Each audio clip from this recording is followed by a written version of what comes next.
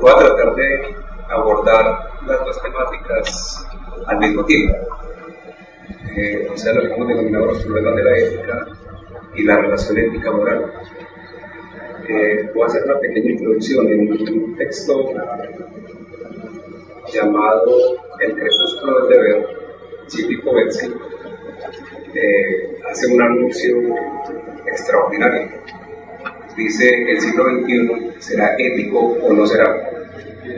Podríamos decir que estamos en el tiempo de la ética, y por eso resulta completamente sospechoso. Se dice viva la ética, pero inmediatamente se introduce en su lugar otras cosas muy distintas, como por ejemplo la moral. Voy a plantear una relación ética-moral. Mejor dicho, hay tres posiciones acerca de la relación ética-moral.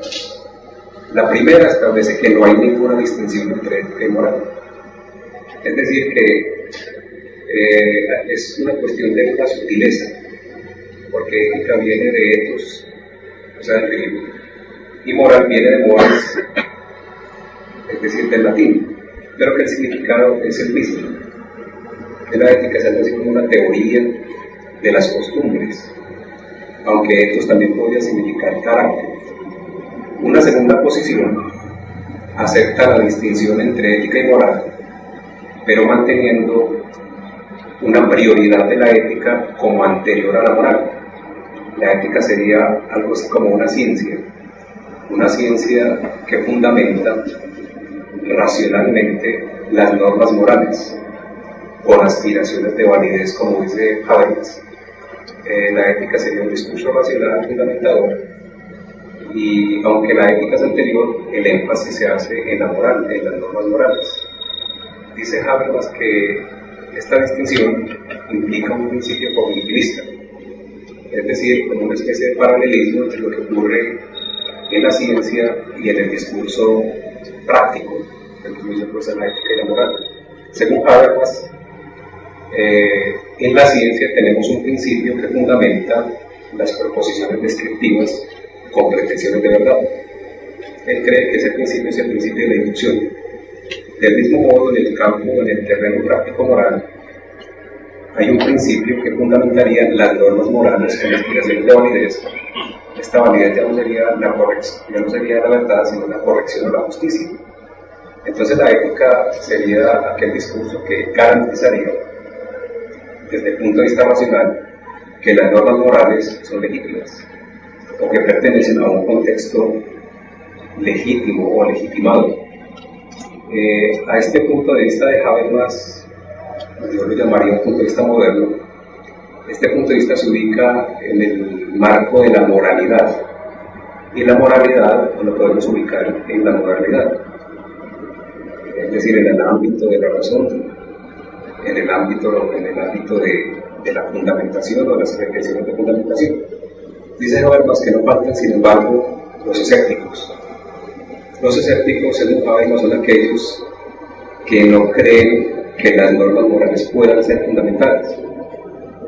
Yo agregaría algo más uniéndome al escepticismo, y es que las normas morales no solamente no pueden ser fundamentadas, sino que no necesitan ser fundamentadas, porque moral hay en todas partes. Donde quiera que haya códigos, reglas y normas, como vamos a ver un poco más adelante, hay moral, y esas normas no tienen una previa fundamentación. Les doy un ejemplo apoyado en Kundera. Kundera dice que en los primeros momentos de una relación amorosa, en el mismo instante en que los amantes están en plena ensoñación, en ese mismo momento, como abogados implacables, están escribiendo las reglas que van a regular la relación. Por eso Kundera hace una advertencia: amantes, tener cuidado. Si en los primeros días le haces regalos esplendorosos a tu amada, el día que no le des un regalo esplendoroso, entonces se va a entender como un deterioro del amor. Y ustedes, mujeres, si en los primeros días le llevan el desayuno a la cama, el día que no le lleven el desayuno a la cama se va a entender también como una pérdida del amor. Entonces, al mismo tiempo que uno dice te amo y me amas, y eso es un momento de entusiasmo, inmediatamente empiezan a regir reglas, y esas reglas son reglas morales. Entonces, hay reglas, códigos, normas por todas partes, sin necesidad de una previa fundamentación. El punto de vista que nosotros vamos a adaptar acá para hacer la distinción ética-moral es un punto de vista que se inscribe dentro de lo que vamos a llamar la eticidad, es decir, ya no la moralidad moderna, sino la eticidad que podría ser entendida tanto como antigua como contemporánea, o si ustedes prefieren, como posmoderna.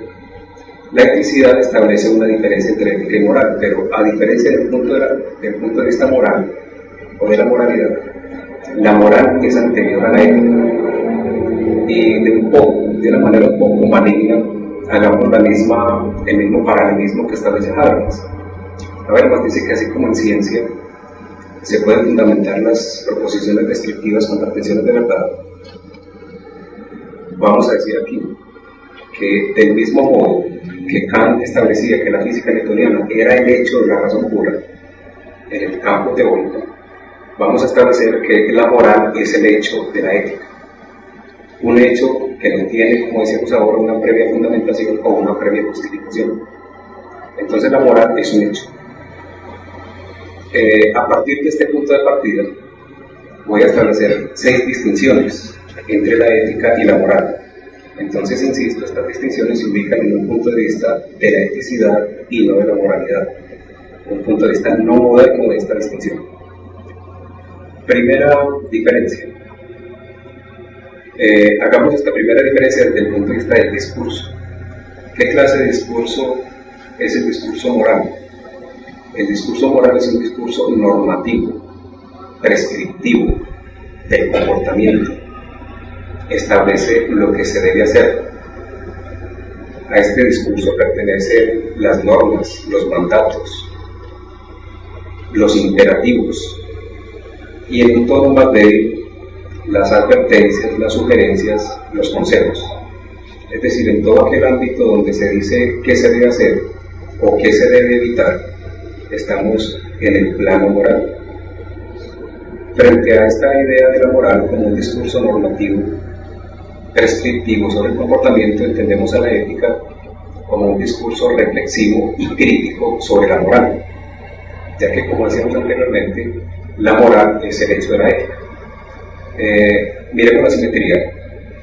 El objeto del discurso moral es el comportamiento, y sobre este comportamiento se intenta hacer una regulación, un control. En cambio, el objeto de la ética no es el comportamiento directamente, por eso la ética nunca dice qué se debe hacer. Alguna vez le preguntaron a Hartmann que cuál era la pregunta fundamental de la ética, y él respondió qué hacer. Pero la respuesta a esta pregunta, como digo, no es ética, sino que es moral. Entonces la ética no se refiere directamente al comportamiento, sino al comportamiento integrado en un plano moral. Entonces la ética no fundamenta la moral, no justifica las normas morales. La ética cuestiona las normas morales. Una diferencia o un énfasis en este punto es el siguiente. Si vamos a simplificar un poco esta diferencia, diríamos que para ser moral es muy fácil. Basta simplemente seguir ciertas normas, ciertos códigos. En cambio, la ética piensa las normas, piensa los códigos, hace una reflexión sobre ellos, porque podría ser que, por ejemplo, las normas fueran absurdas o fueran injustas. Piensen en el plano histórico, en la época medieval, dentro de lo que poco llaman el poder pastoral, la obediencia era fundamental. Esa obediencia funciona sobre todo en las formas de vida disciplinada, en los monasterios, en el ejército. Mientras más absurda la orden, más significativa es la obediencia. Y esa obediencia se entiende como un bien, se entiende como una virtud. La virtud es aquí la virtud del ajuste a la norma. Entonces, insisto, la ética no fundamenta la moral, sino que la cuestiona. Ahora, el hecho de que la ética cuestione la moral no quiere decir que invite a una transgresión permanente de la moral.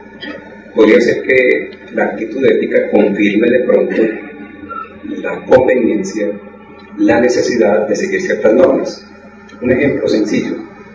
Una norma de tránsito dice que uno debe detenerse ante un semáforo en rojo. Al moralista no le interesa, en este caso al legislador, no le interesa por qué las personas se detienen ante los semáforos, con tal que lo hagan. En cambio, desde el punto de vista ético, uno puede encontrar más de una razón para detenerse ante el semáforo en rojo. Por ejemplo, para que no lo partan a uno, para no tener que dar una contribución más pues, al Estado, para no lastimar a alguien, o en fin, para que no les estropeen el vehículo. Entonces, el punto de vista ético busca la propia conveniencia, y esa propia conveniencia podría coincidir de pronto con la norma moral. Entonces, la diferencia no estriba en que el moralista o el sujeto moral siga las normas y el individuo ético no las siga, sino que la diferencia es un poco sutil.